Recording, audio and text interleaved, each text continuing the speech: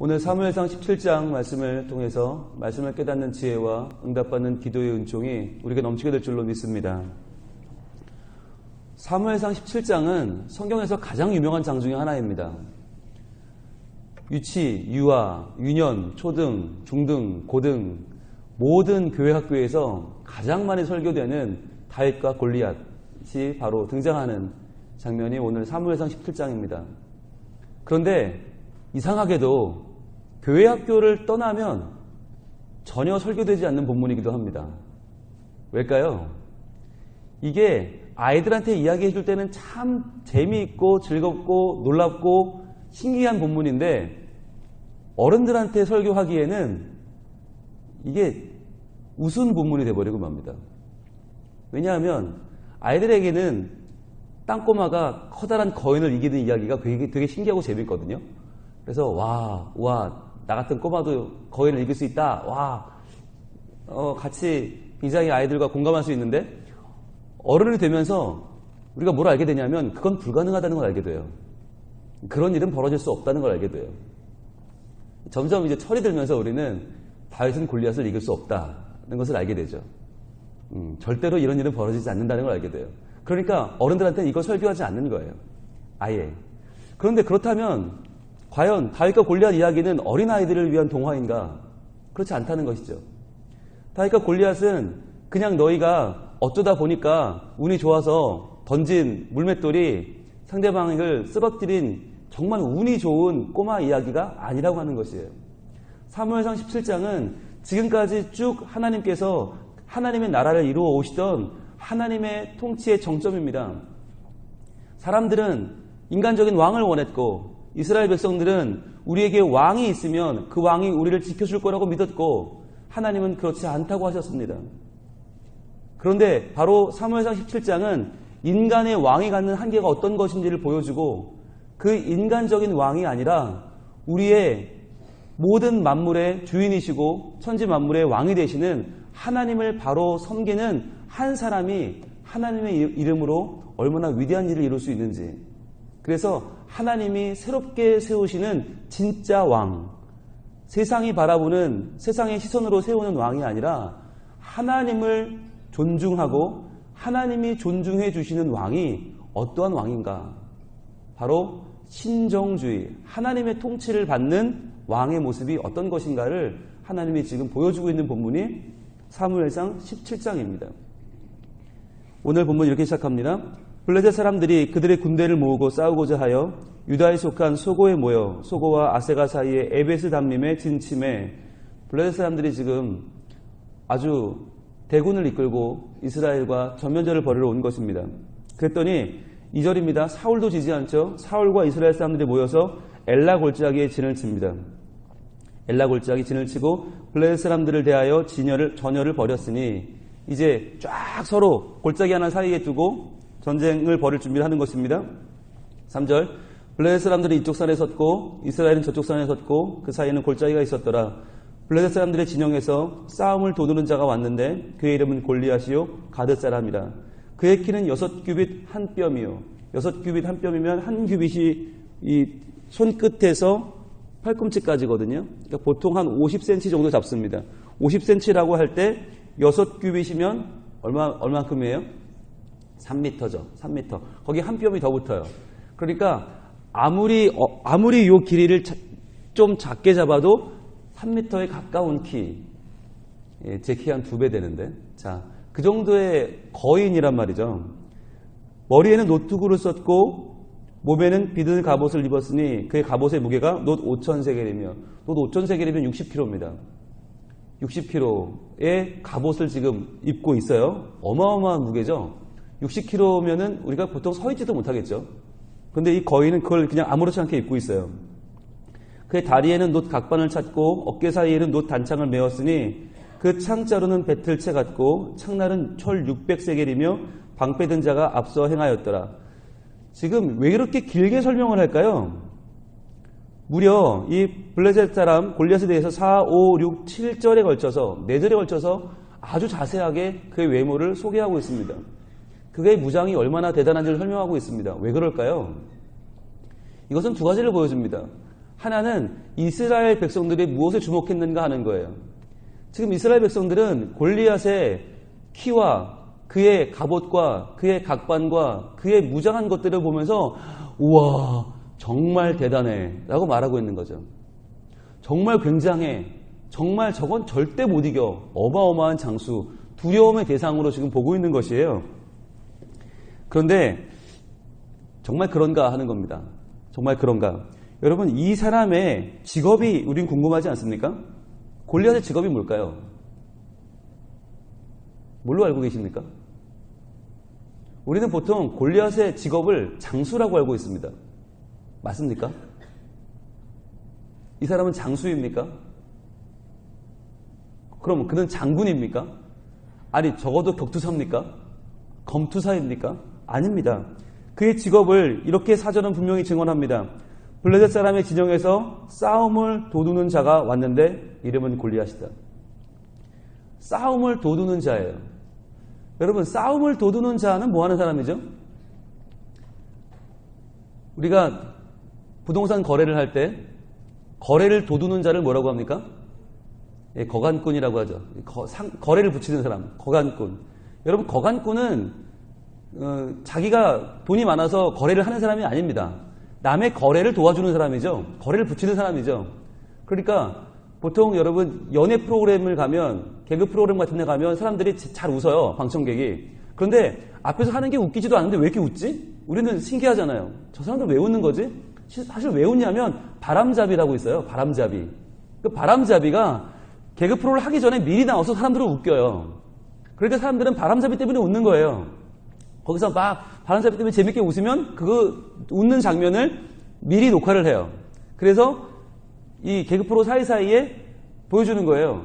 그러면 실제로는 그 재미도 없는데 미리 바람잡이 때문에 웃었던 웃음이 방송을 타면서 그 방송을 보는 우리 시청자들은 재밌는 건가 보다, 웃어야 되는 건가 보다, 나만 안 웃고 있네? 아이고 내가 왜 안 웃지? 부끄럽게? 그리고 웃는 거예요. 그러니까 여러분 이 바람잡이라는 이 직업 자체는 뭐냐면 그 사람이 뭔가를 할 줄 아는 게 아니라 사람들에게 그것을 할 수 있도록 부추기는 역할이죠. 그러니까 지금 싸움 도두는 자라고 하는 이 직업도 뭐냐면 그 사람 자체는 싸움을 별로 할 줄 몰라요. 생각해보세요. 키가 3m예요. 3m짜리 누가 싸워봤겠어요? 누가 싸움을 걸었겠어요? 아마 한 번도 안 싸워봤을걸요?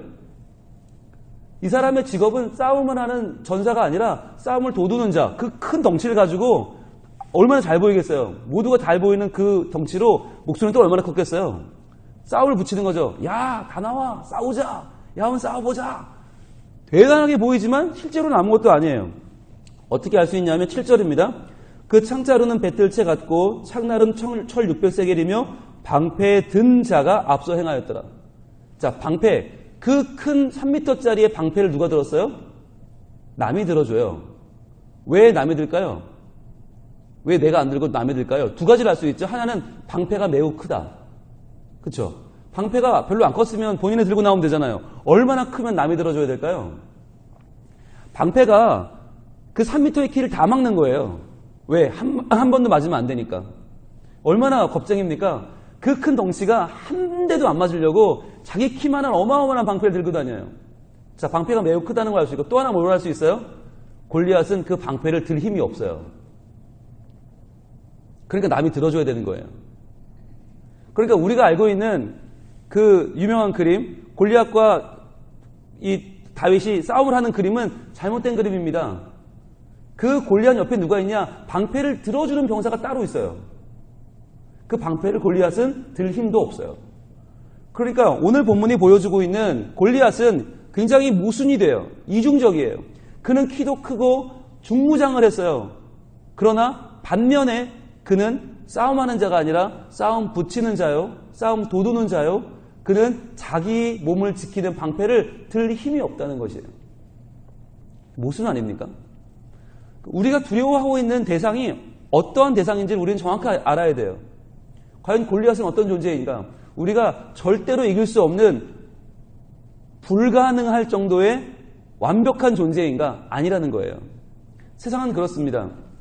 세상은 마치 우리를 세상의 말을 듣지 않으면 당장 죽일 것처럼 덤벼들지만 아니요. 세상은 힘이 없습니다. 세상은 덩치는 커 보일 수 있어요. 그러나 싸움을 붙일 수는 있으나, 싸움을 돋울 수는 있으나 싸울 줄은 몰라요. 자기 몸을 지키는 방패 하나 들 힘이 없어요. 그게 세상의 허상이에요. 세상의 모습이에요. 우리는 어떻습니까? 우리는 그러한 키, 그러한 각반, 그러한 무장 전혀 없지만 사실 우리는 하나님의 이름으로 나아가 싸울 수 있어요. 우리는 생명이 있어요. 마치 지금 골리앗은요, 어마어마하게 짖고 있지만 목줄에 매어 있는 큰 개와도 같아요. 큰 개가 목줄에 매어 있어도 지금 자기의 몸 하나도 어쩔 수 없는데 소리를 계속 왈왈 짖으면서 겁을 주는 거예요. 근데 그 앞에 있는 조그만 고양이 한 마리는 그 앞에 그 개를, 목줄을 맨 개를 바라보면서 네 지금 뭐 하는데? 그리고 여유를 부리고 있어요. 왜? 걔는 자유로우니까. 목줄이 없으니까. 이 골리앗은 목줄에 매어 있는 거대한 도사견이라고 한다면 지금 이 상대하는 다윗은 너무나 자유로운 영혼이에요. 하나님께서 함께 하시는 자유가 있어요. 이게 우리의 모습이라는 거예요. 세상은 우리를 죽일 듯이 달려들지만 죽일 수 없어요. 그럴 능력도 없고 그럴 상대가 아니에요. 그런데 그들은 3m가 되는 키를 그리고 어마어마한 무장을 우리에게 보여주면서 겁을 줍니다. 겁을 먹을 필요가 없다고 하는 것이죠. 그것은 허상입니다. 자, 그런데 그 직업이 싸움 붙이는 자 아닙니까? 여러분, 싸움 잘하는 사람이 말이 많아요, 적어요? 말이 많은 건 이미 실력이 없는 거예요. 그런데 이 골리앗은요, 한 번도 싸우는 걸 보여준 적이 없어요. 그런데 말은 엄청 많아요. 볼까요? 8절. 그가 서서 이스라엘 군대를 향하여 외쳐 이르되 너희가 어찌하여 나와서 전열을 벌였느냐? 나는 블레셋 사람이 아니며 너희는 사울의 신복이 아니냐? 너희는 한 사람을 택하여 내게로 내려보내라. 자, 지금 이 말을 할 때 너희를 누구라고 하죠? 사울의 신복이라고 합니다. 이 말이 굉장히 중요한 말입니다. 자, 너희는 사울의 신복이다. 이 말은 너희가 그렇게 왕 달라고 외쳤다며, 그래서 세운 왕이 사울이라며, 그래, 왕 세웠으니까 한번 덤벼봐 이거죠. 왕이 있으면 그 왕이 너를 지켜준다며, 왕이 있으면 이길 수 있다며, 그렇지.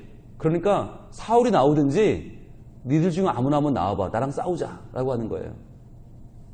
이것이 사람들이 원하는 왕의 허상입니다. 마치 왕만 있으면 어떠한 적도 물리칠 수 있을 것 같죠. 마치 왕만 있으면 어떤 적에서든지 우리를 구해줄 것 같죠. 그렇지 않다는 것이죠.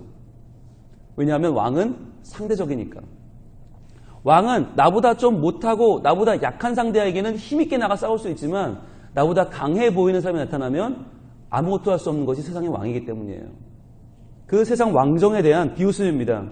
9절입니다. 그가 나와 싸워서 나를 죽이면 우리가 너희의 종이 되겠고 만일 내가 이겨 그를 죽이면 너희가 우리의 종이 되어 우리를 섬길 것이니라. 그 블레셋 사람이 또 이르되 내가 오늘 이스라엘의 군대를 모욕하였으니 사람을 보내어 나와 더불어 싸우게 하라 한지라. 자, 내가 너희를 모욕했다. 이게 왜 모욕이죠? 왜 모욕입니까? 블레셋 사람도 아는 거예요. 이스라엘 백성은 하나님의 군대라는 것을 아는 거예요. 그동안 애굽을 물리칠 때 왕이 물리쳤습니까? 아니요. 하나님께서 홍해에서 그들을 물리치셨고 아말렉을 물리칠 때도 모세의 손을 들면 이스라엘이 이기고 모세의 손을 내리면 아말렉이 이기고, 즉 아말렉을 이길 때도 하나님이 하셨어요. 요단강을 건너와서 여리고성 무너뜨릴 때도 하나님이 하셨어요. 아모리 왕 시온, 바산 왕 옥 다 물리칠 때 누가 물리쳤어요? 하나님이 물리쳤어요. 이스라엘의 군대예요. 근데 그 이스라엘의 군대를 지금 모욕하고 있어요. 뭐라고? 사울의 신복이라고 모욕하고 있는 것이에요. 이러면서 이 블레셋 사람은 지금 무엇을 하는 것입니까? 이스라엘의 정체성이 무엇인가?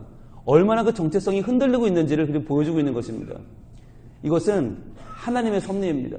하나님께서는 그 블레셋 사람, 그 덩치 큰 골리앗의 입을 통하여 이스라엘 백성들에게 말씀하고 있는 것입니다. 봐라, 이게 너희의 현 주소다. 이스라엘의 군대, 이스라엘의 하나님의 군대를 포기하고 왕의 신복이 되어버린 너희의 지금 모습이 어떠냐? 그런데 그들은 어떠고 있어요? 11절 이렇게 말합니다. 사울과 온 이스라엘이 블레셋 사람의 이 말을 듣고 놀라 크게 두려워하니라. 인간적인 왕의 한계죠. 백성들이 원하여 세운 왕의 한계입니다. 이 한계가 너무나 분명히 드러납니다. 자, 그런데 이 이후에 등장하는 한 소년이 있죠. 바로 다윗이죠. 아무렇지도 않아 보이는 어린 소년 다윗이 바로 사울과 온 백성이 크게 두려워했던 대상인 이 골리앗을 무너뜨립니다. 그것은 무엇을 상징합니까? 바로 인간이 세운 왕이 아니라 하나님이 세우신, 기름 부어 세우신 한 사람, 바로 전장이죠. 16장에서 하나님이 기름 부어 세우신, 하나님이 선택한 한 사람, 그 사람이 얼마나 위대한 믿음으로 새로운 역사를 써내려가는 걸 보여주는 거예요. 그 다윗이 한 유명한 말이 있죠. 오늘 본문 45절 가보겠습니다. 45절. 다윗이 블레셋 사람에게 이르되 너는 칼과 창과 단창으로 내게 나아오거니와. 자, 칼과 창과 단창, 이것이 무장하는 거죠. 힘을 상징하는 거죠. 이 힘을 사울 왕은 당해낼 힘이 없었죠. 인간적인 왕은 이겨낼 수가 없어요. 그런데 나는 만군의 여호와의 이름, 곧 내가 모욕하는 이스라엘 군대의 하나님의 이름으로 내게 나아가노라. 자, 이제 나는 칼과 창과 단창 의지하지 않는 거예요. 힘 의지하지 않아요. 뭘로 나가요? 네가 그렇게 모욕하는 이스라엘 하나님의 이름, 이스라엘 군대의 하나님의 이름으로 나간다. 하나님의 이름을 들고 나가는 거죠. 46절. 오늘 여호와께서 너를 내 손에 넘기시리니 내가 너를 쳐서 내 목을 빼고 블레셋 군대의 시체를 오늘 공중의 새와 땅의 들짐승들에게 주어 온 땅으로 이스라엘에 하나님이 계신 줄을 알게 하겠고. 자, 오늘 누가 너를 내 손에 넘겨요? 여호와께서. 네가 그렇게 모욕하는 여호와께서 너를 내 손에 넘기실 것이다. 내가 너를 칠 것이다. 47절. 또 여호와의 구원하심이 칼과 창에 있지 아니함을 이 무리에게 알게 하리라. 이 무리 누구예요? 이스라엘 백성입니다. 사울과 이스라엘 백성들입니다. 그들에게 알게 하겠다. 자, 이스라엘 백성이여 봐라. 자, 사울 왕이여 보세요. 하나님의 구원하심은 칼과 창에 있지 않습니다. 이것을 알아야 합니다. 전쟁은 여호와께 속한 것인즉 그가 너희를 우리 손에 넘기시리라. 이 한마디를 통해서 하나님은 다윗의 입을 빌어 말씀하십니다. 전쟁은 왕에게 속한 것이 아니다. 전쟁은 왕이 이기는 것이 아니라, 전쟁은 군대가 이기는 것이 아니라 전쟁은 여호와께 속한 것인즉 그가 너희를 우리 손에 넘길 것이다. 이 45절부터 47절까지의 말씀을 노란색으로 다 쳐보세요. 이 석절의 말씀이 바로 사무엘 상하를 꿰뚫는 하나님의 진심입니다. 하나님의 본심입니다. 왜 다윗이 하나님께 쓰임을 받습니까? 왜 다윗이 하나님의 마음에 합한 사람으로 성경 전체에서 예수 그리스도를 예표하는 왕으로 등장합니까? 바로 이러한 하나님을 붙드는 마음이 있었기 때문에, 바로 이렇게 하나님께서 어떤 분인지를 정확하게 알고 있었기 때문에 하나님은 골리앗이라는 허상을 두려워하는 사울이 아니라 그 허상을 뚫고 하나님의 이름으로 나아가 승리하는 다윗을 하나님의 진정한 하나님 나라의 왕으로 세워주시는 것입니다.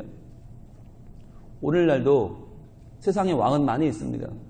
그런데 어떤 왕은 자기보다 강해 보이면 두려워서 꼼짝도 못하는 왕이 있고요. 그럼 어떤 왕은 아무리 자기보다 강해 보여도, 커 보여도, 대단해 보여도 더 크신 하나님을 의지하고 나아가 이기는 왕이 있습니다. 힘 대 힘으로 붙으면 반드시 지죠. 그런데 힘 대 믿음으로 붙으면 다른 문제가 되는 것입니다. 나와 3m짜리가 붙으면 3m가 이기죠. 그런데 3m짜리와 하나님이 붙으면 하나님이 이기는 거예요.